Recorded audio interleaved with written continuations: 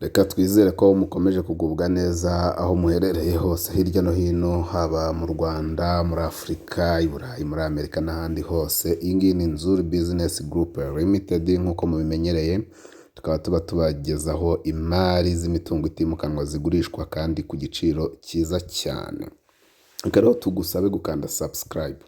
Kanda subscribe wowe utarabikora kugira ngo ujye ubona imari zose tugenda tukugezaho umunsi ku wundi, gatanu kuri gatanu. Nk'uko muri kubibona rero, iyi ni inzu nziza cyane, ni inzu nziza cyane iri hano mu mujyi wa Kigali rwagati mu karere ka Kicukiro, mu murenge wa Kanombe ahazwi cyane nka Kabeza. Iyi nzu rero ikaba iri kugurishwa amafaranga make cyane kuko ari inzu nziza cyane. Inzu ifite ibyumba 4, dushe na toilette 3, salon, salle à manger ndetse na cuisine nziza yo mu nzu, ifite kandi na stock. Si ibyo gusa kubera ko iyi nzu ifite na annex, igizwe n'icyumba twakwita icy'umukozi, dushe na toilette byo hanze, ikagira ndetse n'igikoni cyo hanze nacyo gifite stock yacyo.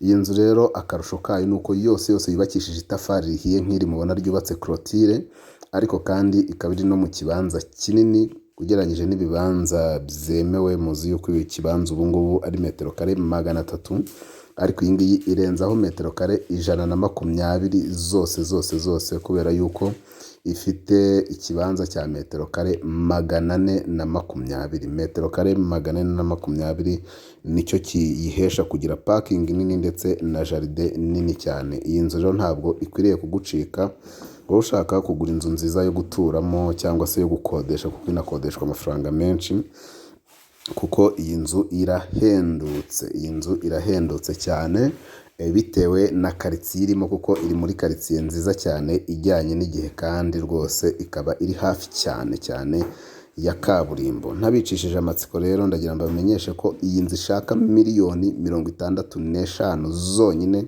kandi ziri negociable. Miliyoni 65 ziganirwaho, ni igiciro. Wowe uhagere ushime. Ntabwo bisanzwe muri iki gihe cya none kubona cadastre nziza nk'iyi ngiyi kuri miliyoni 65 kandi ziri negociable. Ntabwo bisanzwe kuko ubwabyo iri mu kibanza gihagaze byibuze miliyoni 30. Ese miliyoni 30 wazubakisha iyi nzu cyangwa izo 35? Ntabwo bishoboka. Iyi nzu rero ndakurarikira kuyisura kwanza. Yisure, noneho ibindi biturekere, hanyuma utubwire uti ngewe mfitaya, ayawe niyo afite agaciro. Ni karibu cyane rero, ngwino wigurire iyi nzu nziza y'akataraboneka kuri miliyoni 65 kandi ziri negociable. Mbibutse ko nabwiye yuko ifite ikibanza cya metero kare 420. Washimye iyi nzu rero waduhamagara kuri za nimero zacu mumaze kumenyera muri benshi, arizo 0788 48 67 cyangwa se 0781 2 Si ibyo gusa rero, ushobora kudusanga ku mbuga nkoranyambaga zacu zindi, Instagram, Facebook page, Twitter, hose n'ubundi twitwa Nzuri Market. Ni nako kandi tukurarikira kudusanga aho dukorera mu nyubako ya Centenary House muri etage yayo ya 2, ukizamuka muri esanseri urahita ukata iburyo bwawe, uraba uhageze muri Nzuri Business Group Limited. Ubundi tugufashe buri kintu cyose kijyanye n'imitungo itimukanwa, yaba kukugurishiriza mu gihe gitoya cyangwa se kukurangira inzu itari mu manegeka, idafite litige ariyo yose, ukagura neza kandi ukunguka.